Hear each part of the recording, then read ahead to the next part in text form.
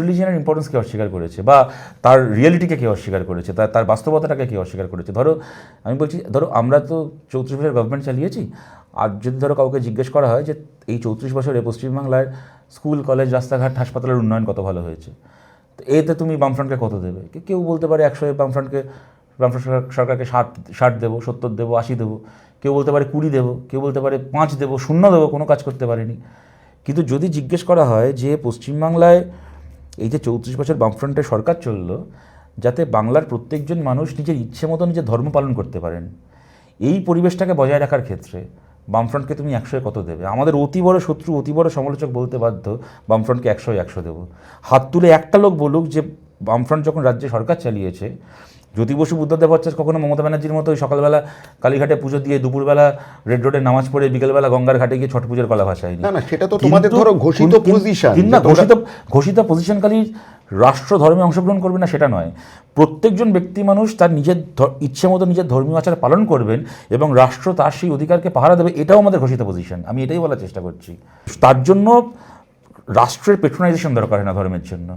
আমি টাকা দিয়ে তোমার সেই সেই একসময় কথা ছিল না যে ঠাকুর তোমায় কে চিনত, যদি না চেনা তো অচিন্ত।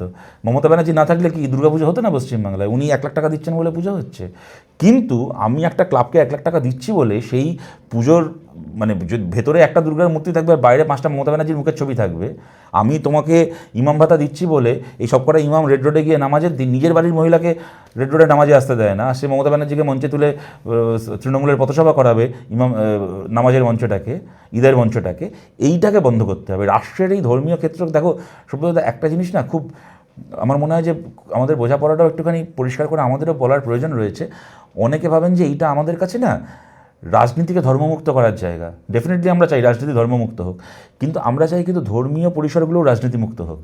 একটা ঈদের মঞ্চ থেকে শুরু করে পাড়ার একটা পুজো, এটা সব মানুষের অংশগ্রহণ। তুমি যেটা বললে যে ধর্মের ইম্পর্টেন্স, ধর্মকে কেন্দ্র করে লৌকিকতা, সামাজিকতার ইম্পর্টেন্স, এবার পুজোর প্যান্ডেল থেকে শুরু করে ঈদের মঞ্চ থেকে শুরু করে সব কিছু যে পার্টিবাজির জায়গা নয়, সেখানে তোমার সাথে আমার রাজনৈতিক প্রশ্নে বিধানসভা, লোকসভা ভোটে লড়াই থাকতে পারে, কিন্তু পাড়ার পুজোর প্যান্ডেলে তোমার আমার মধ্যে লড়াই থাকবে না। এই যে বেসিক সামাজিক পরিসরটা না, এইটাও নষ্ট হয়ে যাচ্ছে এই রাজনৈতিক হস্তক্ষেপে।